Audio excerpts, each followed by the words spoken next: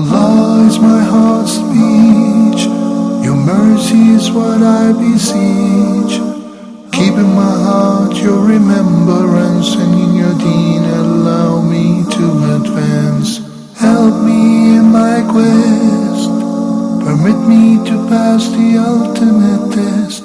Help me in my quest, permit me to pass the ultimate test. Bismillah, Assalamu alaikum, peace be with you. Welcome to another episode of Ask Huda. I am your host, Omar Dunlap, and we have with us, as always, our beloved Sheikh, Dr. Muhammad Salah. Assalamu alaikum. Wa alaikum salam wa rahmatullahi wa barakatuh. Thank you, Omar. And I would like to remind our viewers of our telephone number, which is 002-0238 555 248 or 249. But I would like to hold calls for about 20 minutes for today's show. We have a lot of backlog questions, so we're going to be holding any calls that you have for the first 20 minutes, and after that we will take your calls, inshallah. And I would also like to remind our viewers of our email address at ask@huda.tv. Sheikh, our first question, backlog question, is from Brother Muhammad from Germany. He says, do we have to be truthful and honest in a non-Muslim court? Bismillah wa salatu wa salamu ala nabiyhi wa Mustafa Sayyidina Muhammadin wa ala alihi wa sahbihi wa man wala wa ba'd.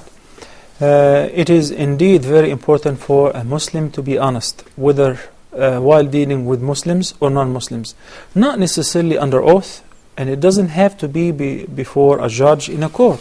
In general, the Prophet sallallahu alayhi wa sallam said, إِنَّ الرَّجُلَ لَا يَصْدُقُ وَيَتَحَرَّى الصِّدْقَ حتى يكتب عند الله صديقا وإن الرجل لا يكذب ويكذب ويتحرى الكذب حتى يكتب عند الله كذابا. So everybody has a name or a title that is written with Allah concerning you, me, and every person. The name is pertaining his or her traits. A person would make sure to tell the truth and to say the truth until he will be written or registered before Allah subhanahu wa ta'ala as a truthful person. On the other hand, a person would lie and keep lying and keep lying until he would written before Allah subhanahu wa ta'ala as a liar. In addition to, before people, they would not trust him anymore after recognizing that he is a liar. We teach our children that if you lie, you go to hell. This is true. We have to be the first to represent what we learn from our deen. With regards to what some people think or try to justify their misdoing while dealing with non-Muslims or non-Muslim countries, Allah subhanahu wa ta'ala said, إِنَّ اللَّهَ يَأْمُرُكُمْ أَن تُؤَدُّوا الْأَمَانَةِ إِلَىٰ أَهْلِهَا. Whether they're Muslims or not, Allah have ordered us to render the trust to those to whom they belong, whether Muslims or non-Muslims.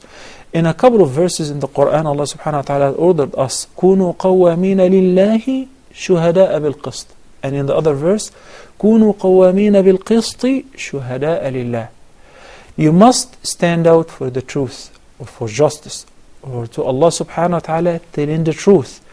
It is very interesting that one verse says, وَلَوْ عَلَى أَنفُسِكُمْ أَوْ الْوَالِدَيْنِ أَوْ الْأَقْرَبِينَ إِن يَكُنْ غَنِيًّا أَوْ فَقِيرًا فَاللَّهُ أَوْلَى بِهِمَا. Even if your testimony is going to hurt a very close relative of yours, such as the parents, al-walidain, or your own children, or your spouse, you must still tell the truth. Not only that, in the Surah Al-Ma'idah, Allah subhanahu wa ta'ala said, وَلَا يَجْرِمَنَّكُمْ شَنَآنُ قَوْمٍ عَلَىٰ أَلَّا تَعْدِلُوا اعْدِلُوا هُوَ أَقْرَبُ لِلتَّقْوَى. Let not the enmity against other people and hatred against other people deviate you from being just or from telling the truth. So in a court or outside the court, a Muslim must tell the truth all the time. Wallahu alam. Jazakallah khair for that answer. We also have from Sister Amina in the United States of America. She wants to know if she swallows water unintentionally, does that invalidate the fast? رفع عن أمتي الخطأ والنسيان وما استكره عليه. This is what the Prophet ﷺ said to answer all similar questions. The Ummah of Prophet Muhammad ﷺ will not be held accountable for anything that is done out of mistake or out of forgetfulness, or if a person was forced to do anything against his will while it is prohibited. So if somebody drank or even ate a whole meal while he was fasting, and that was out of forgetfulness, his fasting is still valid. He just will continue or resume fasting and doesn't have to make up that day. Wallahu a'lam. Jazakallah khair. She had a second question. What is the ruling on an unmarried couple having an abortion? This is a very serious issue, and we have to understand, generally speaking, concerning abortion in Islam, it is similar to killing. It is actually killing, and there is a ransom and there is a blood money involved in it against the parents or the couple who are involved, in addition to the physician or the obstetric who have done abortion. We have an incident similar to what the sister is talking about, when a woman who is known in the seerah as al-mar'atul ghamidiyya, she came to the Prophet ﷺ and she confessed that she's committed adultery, and her punishment was to be executed by stoning because she was already married. So An-Nabi ﷺ tried to give her the benefit of doubt, or 4 times excuses, by saying that perhaps you guys just kissed each other or hugged or. Do you know what adultery is? Do you know what's intercourse, etc.? She said, "Oh Messenger of Allah, save your time. I'm already married out of adultery. I'm already married out of this outside marriage relationship." So at that, An-Nabi sallallahu alayhi wa sallam said, "Then go until you deliver your baby." What does it mean? And what is the catch in this incident? If the baby was insignificant, or because he is a result of an adultery, An-Nabi sallallahu alayhi wa sallam would have punished her immediately, and that's it. No, even if the punishment is much lesser, the punishment is postponed totally until the mother delivers the baby, because there is a human being, an innocent human being, who's faultless, who's sinless, who's done nothing wrong, and we should not punish him for that. So An-Nabi sallallahu alayhi wa sallam said, "لا ترجم المرأة حتى تضع حملها." لا ترجم ولا تجلد. There is no punishment whatsoever until she delivers. And furthermore, when she delivered, she came to the Prophet sallallahu alaihi wasallam with the baby. He said, "Go back until you wean him." That's 2 years. والوالدات يرضعن أولادهن حولين كاملين. Then she went back, and she was so sincere and eager in repenting. She came back 2 years later, and she made sure that the child was walking and had a bite or a piece of bread in his or her hand, and in order to tell the Prophet ﷺ, he's become independent, he doesn't need me anymore for breastfeeding or anything, and she was sent to be punished. So abortion in Islam is only permissible in one case, after the 3rd stage, which the Quran and the Sunnah have explained, al-nutfa, al-mudgha, al-alaqa, which we call it 4 months and 10 days. إن أحدكم يجمع خلقه في بطن أمه 40 يوما. The first 40 days, then the second stage 40 days, then the third stage 40 days, 120 days, 4 months and 10 days. After that, it is absolutely prohibited, and it is killing to apply abortion or to abort a baby, except in one case, which is if the physician said that if this woman continue conceiving or bearing the child, she would die. So in order to save the life of the mother, would abort the baby.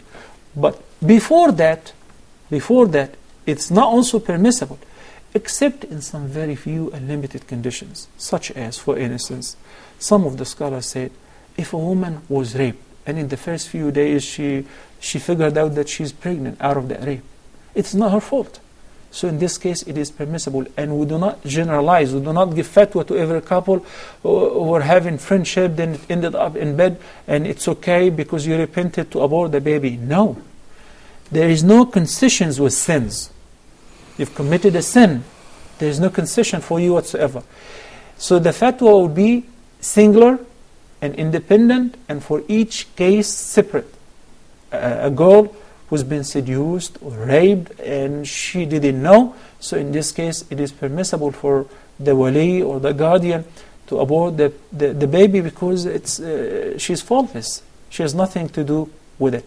but a couple who are involved in a friendship and in an illicit relationship, and now she is pregnant, and they say that it is permissible. No, it is definitely not permissible. Wallahu a'lam. Jazakallah khair for that answer. We have a question from Sister Rahma from Nigeria. She asks, if I have, for example, $1,000 and I want to give zakah, can I give that zakah, all of it, 1,000 to one person, or should I divide it up? Is there some merit? If you in have that? one case, one poor person who is desperately in need for the 1,000 and you give it all to him, it is valid. If you distribute the 1,000 over whatever available of the 8 categories listed in verse number 60 of Surah At-Tawbah, that too is available, and this is the best case and the ideal condition. But sometimes even if the only person we have doesn't need that much, but we don't have any other categories, so it will be deposited in 1 or 2 or 3 or whatever available of the 8 categories of those who are entitled for the zakah. Jazakallah khair. She had another question. What is the Islamic way of reprimanding children? There are many ways. Through reward and depriving from their word. Depriving from their word. This excessive punishment through excessive beating, slapping, and slamming is prohibited. Not only with regards to our children or any other human being, and not only that, including animals. And Nabi sallallahu alaihi wasallam forbade beating animals. So there are many ways, such as always linking achieving any good with a reward, or depriving the child from a reward or a game that he likes to play, or going out, or buy new clothes, or there are so many ways which we deal with our children with. And sometimes slight slamming is needed when the child is very, we call it naughty. Is very hyper. But what we see in some families, in some cultures, beating the children, this is something that's not really recommended. And Nabi sallallahu alayhi wa sallam said, عَلِّمُوا أَوْلَادَكُمُ الصَّلَاةَ لِسَبْعٍ وَاضْرِبُوهُمْ عَلَيْهَا لِعَشْرٍ. Teach your children how to pray at the age of 7, but when they reach the age of 10, they must pray regularly and discipline them if they miss any of the prayers. So disciplining or darb here does not mean this heart beating like what we see or we read in the papers. Jazakallah khair for that. We have a question from Brother Muhammad from Nigeria. He asks, if he has an agreement with an employer to work a certain amount of time and he leaves early, can he still collect his full salary? Is that halal? If his employer agrees to that, there is no problem, because it's his employer who is paying him. But if somebody is working for a public office or service, then he takes off, he skips work, or he does other activities while he's working, this is haram, because this time is designated to work for this firm or this governmental office. So the time should be dedicated totally. Unfortunately, in many Muslim countries, they estimated the actual working time, I don't want to name some countries, less than half hour a day. Because when they go to work, they start eating their breakfast. And by the time they finish breakfast, they start with the tea. They fix the tea on the stove or whatever, electricity from the office, which is not permissible as well. All of this time which is wasted, then whenever it's a prayer time, they take off to pray a quarter of an hour before or half hour before, then they stay to pray all the nawafil and do khitamus salah, and they come later, an hour later, and business is stagnant because people are wasting the time. This is haram. Yes, there should be some time for the prayer, but only limited to the prayer. No side talking, no chatting. There is a lunch break. You want to pray in it? Fine. You want to designate it for serious issues. But if your employer in a private firm allows you to go and come back whenever you want, that's his business. No problem. Okay. Jazakallah khair. Brother Muhammad also asks, if a father or a wali is examining a suitor for his daughter, can he stop the marriage if he finds some problem in the aqidah? He should. Okay. As a matter of fact, he should. That's why Allah entrusted him with the guardianship, with the walaya. وَكَفَى بِالْمَرْءِ إِثْمًا أَنْ يُضَيِّعَ مَنْ يَعُولُ. wasting those who are under your guardianship is not only by not spending money on them or not by working to support them, but also by entrusting those who are not trustworthy to look after them, or giving your daughter to somebody who is not a believer or is not a righteous person. Okay, Jazakallah khair. Brother Zubair from the Kingdom of Saudi Arabia said that there's a group in India and Pakistan called the Ahlul Hadith. Are they a good group to follow? What I like is not to mention names, but what I like is traits. Are they following the Kitab, in the Sunnah, the Book of Allah and the Sunnah of the Prophet ﷺ, the sound Sunnah? Then they are on the straight path, even if they have various names. Because Al-Jama'ah, which the Prophet ﷺ meant by saying that will be saved on the Day of Judgment, and the only saved party out of the 73 doesn't have a single name, doesn't have a particular name or country or a place, or it could be one individual. If the only person in this city who's following strictly the book and the Sunnah, the sound Sunnah of the Prophet ﷺ, I don't care about claims, I don't care about labels or names. What I care about is practices and actions. Okay, Jazakallah khair. Brother Hamza, also from the Kingdom of Saudi Arabia, asks, does the word qadr refer to Allah subhanahu wa ta'ala's power or His will and decree? Qadr. Yeah. Well, it comprises all of that in addition to His infinite knowledge. So it begins as follows. Al-Qadr, and belief in Al-Qadr, which is the sixth article of faith, as listed in the hadith of Jibreel alayhi salam, وَأَن تُؤْمِنَ بِالْقَدَرِ خَيْرِهِ وَشَرِّهِ, to believe in the preordainment or the divine destiny. It's good and it's bad. It's bad as it seems to us, but only Allah knows best what's good for us and what's bad. وَعَسَى أَن تَكْرَهُوا شَيْئًا وَهُوَ خَيْرٌ لَكُمْ وَعَسَى أَن تُحِبُّوا شَيْئًا وَهُوَ شَرٌ لَكُمْ. It may be that you hate something while it is good for you, and the opposite is true. So number one, Al-Qadr refers to the following categories. Number one, the infinite knowledge of Allah subhanahu wa ta'ala. That before we were created, Allah subhanahu wa ta'ala knew that we will be created, and that will be our fate, because He is Al-Alim, Al-Khabir, the all-knowing. His knowledge is infinite, without space nor time. So He knows the ancient informations, the past, the present, and the future. To Him belongs the knowledge of the unseen, only to Allah subhanahu wa ta'ala. In Surah Al-Hajj, Allah subhanahu wa ta'ala said in verse number 70, أَلَمْ تَعْلَمْ أَنَّ اللَّهَ يَعْلَمُ مَا فِي السَّمَاوَاتِ وَالْأَرْضِ إِنَّ ذَلِكَ فِي كِتَابٍ إِنَّ ذَلِكَ عَلَى اللَّهِ يَسِيرٌ. Don't you know that Allah knows whatsoever is in the heavens and the earth? Indeed, all of that is comprised in a book, in Al-Lawh al-Mahfuz. That is the second category of Al-Qadr, of belief in Al-Qadr. That whatever Allah subhanahu wa ta'ala knew in His infinite knowledge that will take place, was recorded by the pen in the preserved tablet, and it is preserved beneath the throne of Allah subhanahu wa ta'ala. In the sound hadith which is collected by Imam Muslim and narrated by Abdullah, the son of Amr ibn al-As, may Allah be pleased with him and his father, he said that the Prophet sallallahu alayhi wa sallam, said that Allah has created the maqadir and ordained the preordainment and the destiny of mankind 50,000 years before the creation of the heavens and the earth. Third stage, which is, it comprises the following fact, that nothing had happened, or it's happening, or will happen in the future, except through His will. Allah subhanahu wa ta'ala said, for instance, in the story of Prophet Zachariah, when his wife was sterile and he reached senility, then all of a sudden Allah subhanahu wa ta'ala, after Zachariah invoked Allah subhanahu wa ta'ala to give him a son, the angels came to give him the glad tidings. He was surprised. He said, أَنَّ يَكُونُ لِي غُلَامٌ وَقَدْ بَلَغَنِيَ الْكِبَرُ وَامْرَأَتِي عَاقِرٌ. How could this happen? How am I supposed to have a child? And he was already named. Allah subhanahu wa ta'ala said, He will give him Yahya. لَمْ نَجْعَلْ لَهُ مِنْ قَبْلُ سَمِيًّا. How am I supposed to have a son, a ghulam, while I've reached an old age, and my wife is already sterile? Physicians said there is no way that can conceive. What was the answer of the angels? And Jibreel alayhi salam told him what? كَذَلِكَ اللَّهُ يَفْعَلُ مَا يَشَاءُ. This is what Allah wants. If He wants it, it will happen. It will take place. So all the means mean nothing whenever Allah subhanahu wa ta'ala wills. يخلق ما يشاء ويختار. Allah subhanahu wa ta'ala said in another verse in Surah Al-Qasas, verse number 68, وَرَبُّكَ يَخْلُقُ مَا يَشَاءُ وَيَخْتَارُ.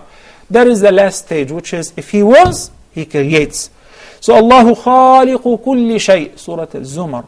Allah is the creator of everything. He created us and our actions. So basically, these four categories are the meaning of Al-Qadr, and if we believe in them, that means you are a person who believes in Al-Qadri khayrihi wa sharri. Okay, Jazakallah khair for that very detailed answer. Brother Sheen from Egypt, he wants to know, can a Muslim man marry, for example, a Buddhist or a Hindu or an atheist? A Muslim man. Can a Muslim man marry a Buddhist or something? Allah subhanahu wa ta'ala said in the Quran, وَلَا تُنْكِحُ الْمُشْرِكَاتِ حَتَّى يُؤْمِنْ. This is a general verse, which means, and don't you marry the non-believing women until they believe. Okay? Then there is takhsis, or an exception. In another verse, Allah subhanahu wa ta'ala said, وَالْمُحْصَنَاتُ مِنَ الْمُؤْمِنَاتِ وَالْمُحْصَنَاتُ مِنَ الَّذِينَ أُوتُوا الْكِتَابَ مِنْ قَبْلِكُمْ إِذَا آتَيْتُمُوهُنَّ أُجُورَهُنَّ. The verse.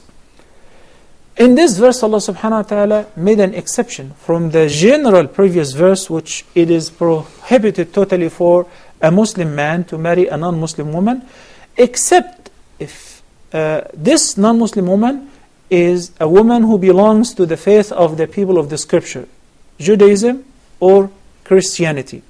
And this is a long story which we have discussed repeatedly, why Allah subhanahu wa ta'ala exempt them, al-Yahud or Nasara, Jews and Christians, and allowed us to eat their dhabiha and marry their women. We spoke before in details about that. I know that we've taken already enough time from the viewers, and now we'll be happy to take their phone calls.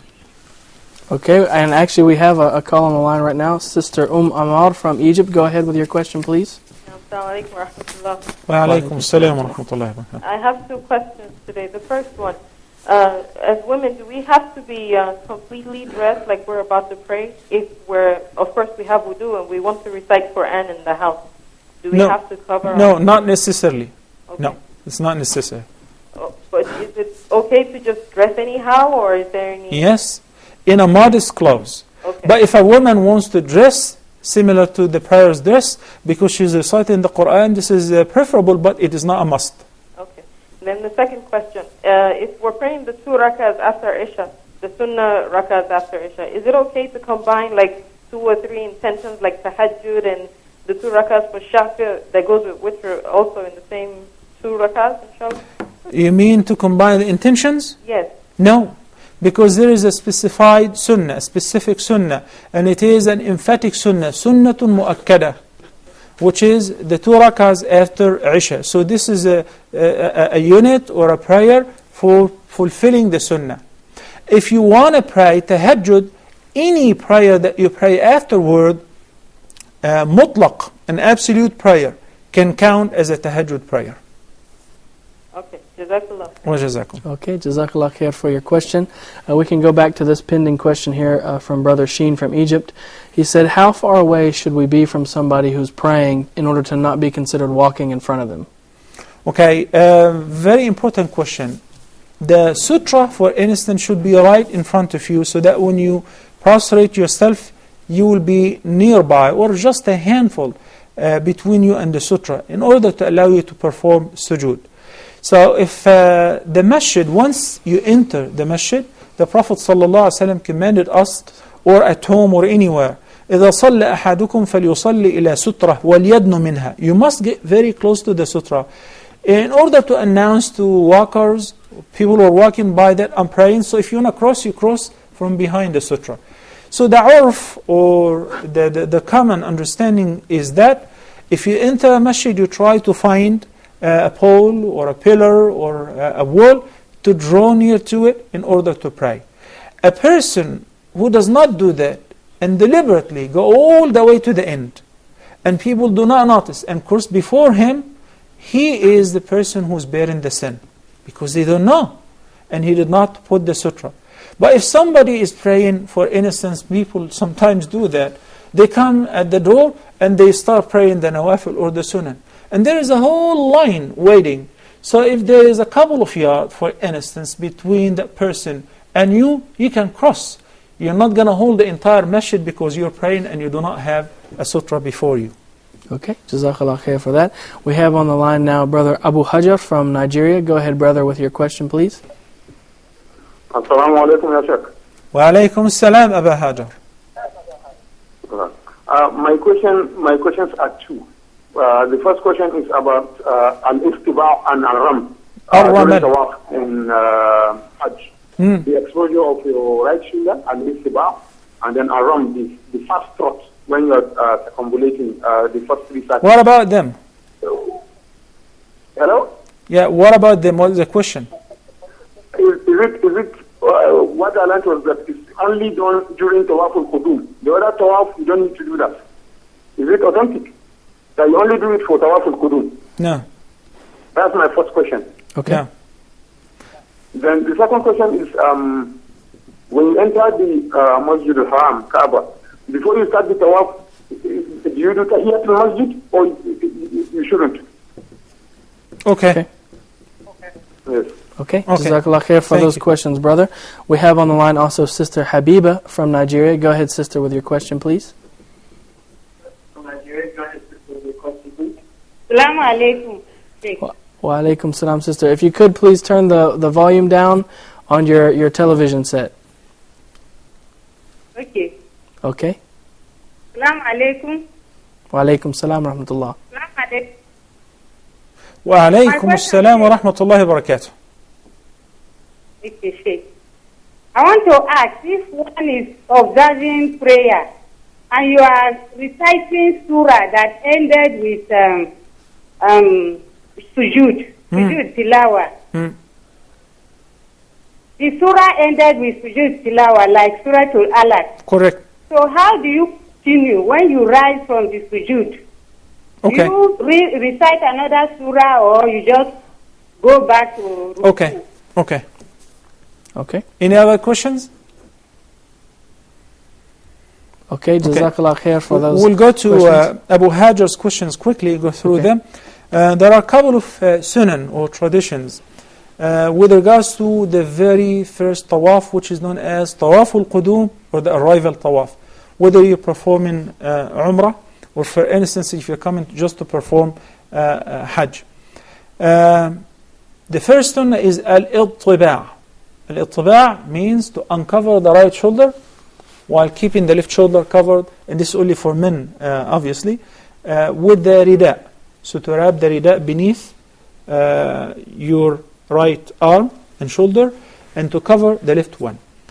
In the entire 7 rounds, and once you finish the tawaf, you must cover both shoulders in order to be able to pray sunnatul tawaf. The second tradition is to do ar-ramal, not ar-raml. Ar-raml means sand. And ar-ramal means to walk briskly. Basically, if you're talking about performing this tawaf during the Hajj season, you will be so lucky if you can just walk. Not walk briskly, if you can just walk regularly. But you will pretend.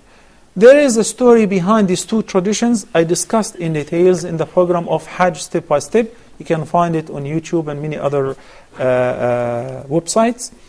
But briefly, these two traditions, the ramal will be practiced in the first 3 rounds of the very first tawaf, not the entire 7 rounds. And after the third, al-ittiba' in the 7 rounds, and al-ramal only in the first 3 rounds. After the third round, you just walk regularly. As I said, in any case, you'll be walking regularly if you perform an Umrah in Ramadan or if you perform an Umrah during the Hajj season because of the crowd. As far as Tahiyatul Masjid or the greeting of the Masjid, there is a sunnah mu'akkada, confirmed sunnah. Every time you enter the Masjid, even if it is during the Friday sermon, you should not sit down before praying the 2 rak'ahs nafl of the greeting of the Masjid. What about al-Masjid al-Haram? Its greeting is a-tawaf. So if you enter al-Masjid al-Haram and there is a tawaf that you're going to do, you're exempt from praying the 2 rak'ahs. Unless if there is a prayer that you're going to offer, you pray first, of course, the fard, then you start your tawaf. At any say time that you enter al-Masjid al-Haram and you're not planning to perform tawaf, then you go back to plan A, which is offer the 2 rak'ahs before you sit down. Okay, Jazakallah khair for that answer, Sheikh. We have on the line now Sister Amina from Nigeria. Go ahead, Sister, with your question, please. Sister Amina, are you there? Okay, we have on the line Brother Muhammad from Nigeria. Go ahead with your question, please. Yes, go ahead. Sheikh. Oh, Sister Amina, go ahead. Yes, I have 2 questions, Sheikh. The first one is with regards to prayer in the Haram. Is it allowed for a person to pray in a hotel room that is overlooking the Kaaba and follow the congregational prayer with the rest of the people? For there's those hotels where you can see the Kaaba from your hotel room. Can you pray following the congregation from those rooms? MashaAllah, Sister Amina, you're traveling. You're a rich woman, you're going to perform a Hajj, you stay in an hotel seeing the Kaaba. Yes. Okay? I will answer that inshallah once you finish. Okay, and your second question? Second question has to do with illness. In my country, there's a lot of belief that some illness is as a result of black magic or from jinn. I know this is a long question, but if you could just give me a summary of how one is supposed to know how you can differentiate normal illness from that of the jinn, and if you can recommend the books that I can go to read to know what the sunnah about those kind of illnesses are. Okay. That's my second question. Yeah. Okay. Jazakallah khair for those questions, Sister Amina. We also have on the line Brother Muhammad from Nigeria. Go ahead with your question, please, brother. Oh, I think we lost Brother Muhammad there, but if you call back, we'll try to get your question, inshallah ta'ala. We're going to take a quick break, and then we'll get back to your questions, so don't go anywhere. You're watching Ask Huda.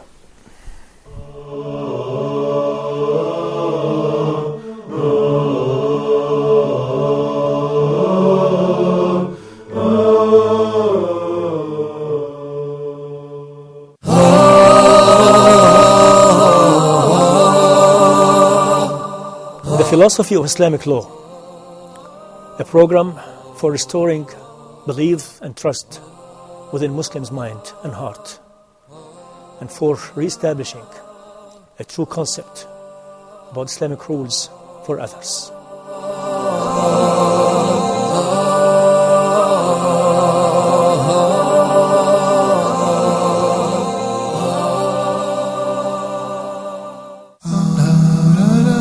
Amazing stories.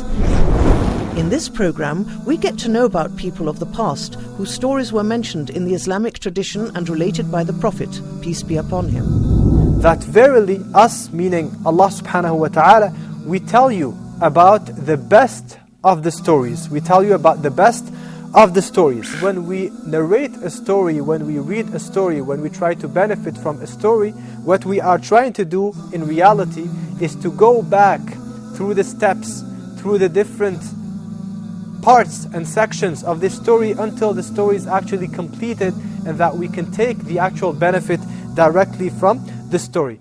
Sheikh Lutfi will narrate these stories in his program Amazing Stories. Allah subhanahu wa ta'ala ordered one of the lands to come closer, the destination. Allah subhanahu wa ta'ala ordered one whole city to come closer, to move closer to this dead person.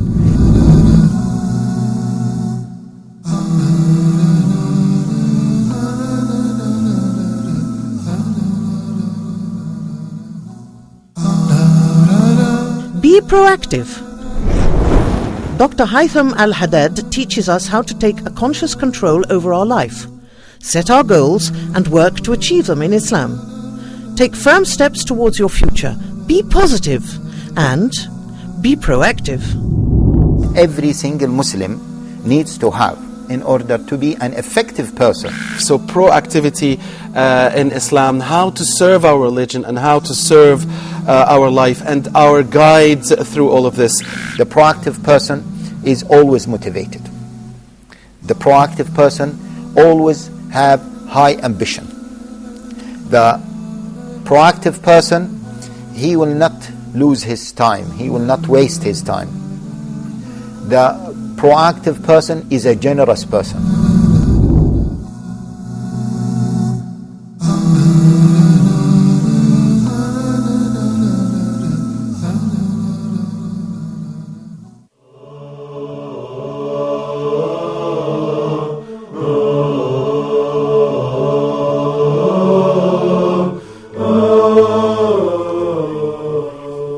Bismillah, Assalamu alaikum. Welcome back to today's episode of Ask Huda.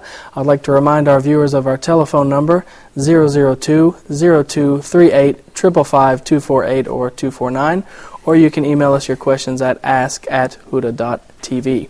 Sheikh, we have a question here from Sister Habiba from Nigeria. She wants to know about if she's reciting an ayah and it's the last verse of the Quran before going into ruku', but there's a sujood there. What should she do? She has a choice after reciting the last verse of the chapter that she's reading. Take, for example, she mentioned Surah Al-Alaq. The following surah is Surah Al-Qadr. So she may get up and start reciting Inna anzalnahu fi laylat al-Qadr, or the last verse of Surah Al-A'raf. Then she can just get up and start reciting from Surah Al-Anfal. Or the other choice is after rising from sujood, she can just say Allahu Akbar and go for ruku' again without any need or for reciting another verse or surah. Okay, Jazakallah khair for that. Also, Sister Amina from Nigeria wants to know about prayer in Masjid al-Haram. If she can see the Kaaba from her hotel room, can she pray there? Luxurious Hajj. If somebody is praying in the Haram and the rows are extended all the way from inside to the outside, second floor and the roof, it's all occupied. Like how beautiful it was on the 27th of Ramadan, they estimated 4 million people. People were like ants, beautiful scenes. I would like for you to look at them on the website. It's amazing. So in this case, people were praying in the streets almost a half mile or even more, up to 1 mile distance from the Haram. As long as the rows are extended and you can hear and you see the rows in front of you, you can hear the Imam, then the prayer is valid, and this is the Jama'ah. But those who take it easy and they pray in their room, 13th floor, 20th floor, pray at their convenience, behind the Imam, this is not called Jama'ah. This is not called Jama'ah. So what can you do? You can make an effort and take the elevator and go downstairs to the lobby. If the people are praying in the lobby and you join them, this is a Jama'ah. Or praying by yourself in your room, in your convenience, this is not a Jama'ah. Okay, Jazakallah khair for that answer. We have on the line now Sister Siddiq from Nigeria. Go ahead, Sister, with your question, please. Assalamu alaikum wa rahmatullahi wa barakatuh. Wa alaikum assalam wa rahmatullahi wa barakatuh. Yes, please, Sheikh, I want, in your previous show, someone asked question about, a woman asked question about, is it praying, a woman praying while covering her feet? Either feet or face, I'm not clear about the question. And the Sheikh answered that all the school of thought said that it's haram for a woman to cover her feet. So I'm not clear whether it's feet or face. Please, I want the Sheikh to clear the... Okay, right now, basically the question was pertaining the feet. And the more right view in this regard, based on the hadith of Salama, is to cover the feet, according to the Shafi'i madhab, that's to cover the feet while praying. With regards to the face, a woman must uncover her face while praying. Okay? But her feet, so she cannot wear socks, like socks to pray? I'm sorry, I missed that. So I cannot wear my socks to pray? You should. This is according to the more right view, you should cover the feet by wearing socks, or if you're wearing long skirt or a long aba'ah that covers the feet, that is permissible. But what should not be covered during the prayer is the face. Okay. Thank you so much. You're most welcome. Okay. We also have on the line Sister Fatima from Nigeria. Go ahead with your question, please, Sister. Hello, assalamu alaikum. Wa alaikum salam wa rahmatullahi wa barakatuh. Okay, my question is, first, in my school there are these people that have jinn, and my friends don't believe in it. So I'm asking if you can explain to me about this. Okay, people that have, if you could just repeat that. You have people in your school? Yeah, some people don't believe in it, but I believe. They cannot lie just like that. Okay, in jinn, you're saying, in the jinn. Yeah, okay. Because I believe jinn do exist, but some people don't believe, especially the non-Muslims. Okay. Yeah. Okay, that's like... Okay, Jazakallah khair for that questions. We have a question from Sister Amina in Nigeria. She said some people in Nigeria believe that illness can be from black magic. Is that true? And if so, how can you differentiate between a regular illness and one that is from jinn? It is possible. And the hadith of Sahih Bukhari indicated that even things like that may happen. So if anything like that happens, can be distinguished simply by, number one, following the regular procedures. If somebody, for instance, have headache, you should not speculate right away, oh, that's a jinn, or this is a magic. He did not check up with a physician, he did not take a medication, he did not figure out whether you really have a migraine or it's something else. When somebody goes to a physician and say, you're perfectly fine, you're physically fit, you have a body of 20 years old, you have a great memory, etc., etc. But the person is still suffering, cannot open his eyes, have very bad headache, take medication, but it's not affecting or helping. So we try the ruqyah. And once we start reciting the Quran, if this person's pain is increasing, is getting severer, this is an indication that there is the effect of the jinn or the magic or the evil eye. Then we focus on reciting the proper ruqyah or reciting the entire surah of Surah Al-Baqarah, the procedures which we covered repeatedly before. Okay, Jazakallah khair for that answer. She also wanted to know if there were any books that you could recommend on this subject that she could read. I'm not sure if you have any. Maybe, inshallah, in another time we'll verify whatever is available in English. But I'm not sure what's available in English right now. Jazakallah khair. And of course there was Sister Fatima's question about some people at her school don't believe in jinn. So how should we explain that to people who don't? Okay, first of all, she said, especially non-Muslims. When Nabi sallallahu alayhi wasallam sent Mu'adh ibn Jabal to teach the people of Yemen who were non-Muslims basically, he did not ask him to teach them about the angels and the divine destiny and teach them about one thing at a time, the most important part, which is the foundation.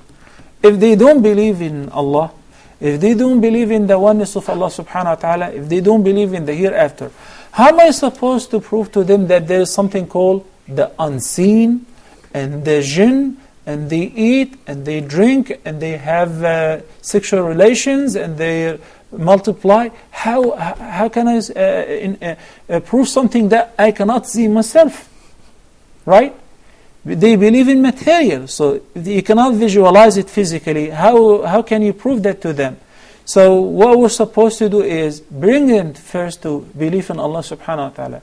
Then once you believe in Allah subhanahu wa ta'ala through the logical and the transmitted evidences, both in the Quran and the Sunnah, and in the science that was mentioned in the Quran and the Sunnah, countless evidence that proves the existence of Allah and His Lordship and His oneness, then afterward we teach people what Allah subhanahu wa ta'ala said about the unseen, what Allah subhanahu wa ta'ala said about other creatures that He created. They can see us and we cannot see them, by saying إِنَّهُ يَرَاكُمْ هُوَ وَقَبِيلُهُ مِنْ حَيْثُ لَا تَرَوْنَهُم. The shaitan and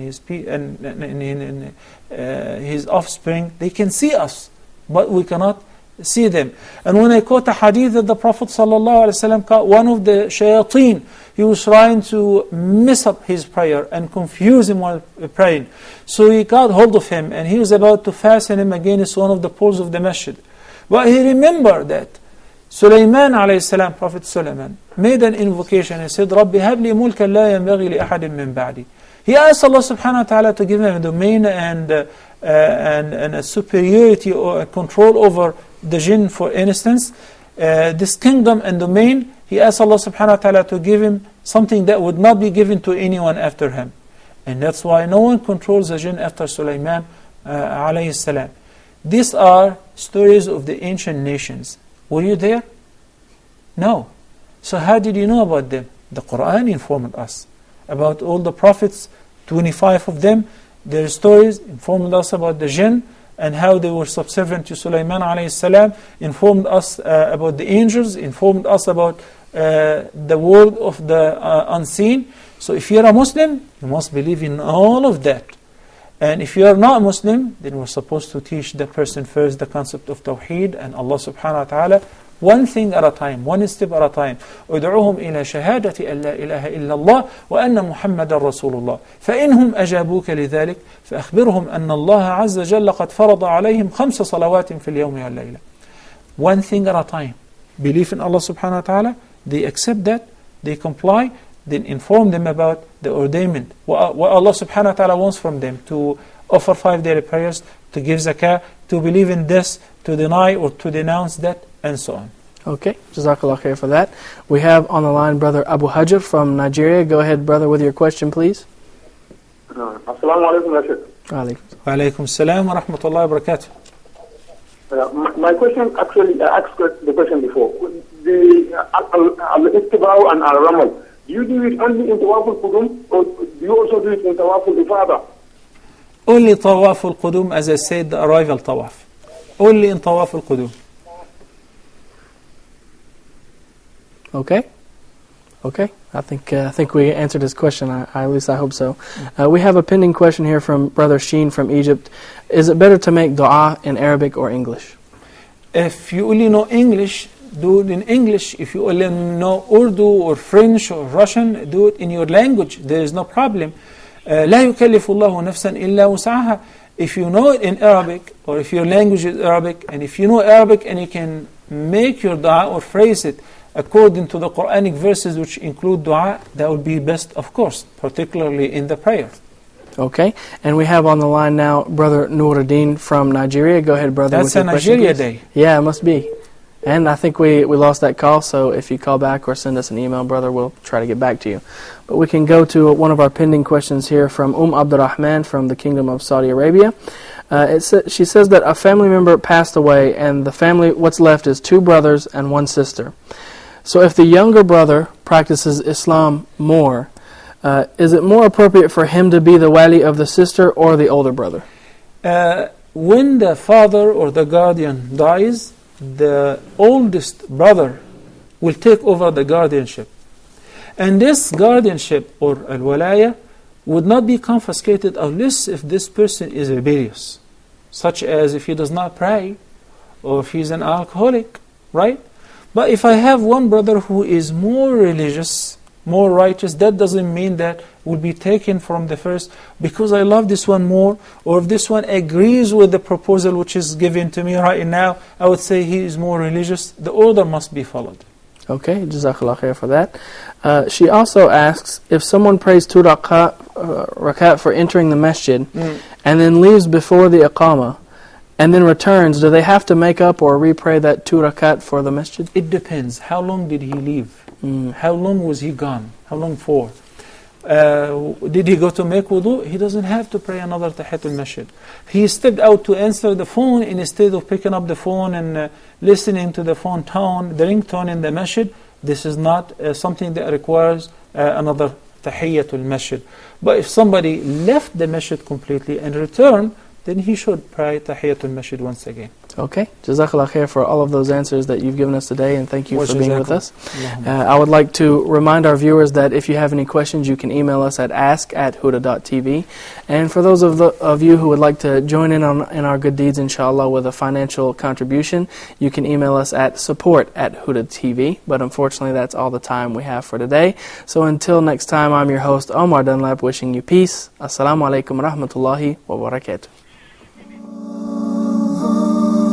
Allah is my heart's speech. Your mercy is what I beseech. Keep in my heart your remembrance, and in your deen allow me to advance. Help me in my quest. Permit me to pass the ultimate test. Help me in my quest. Permit me to pass the ultimate test.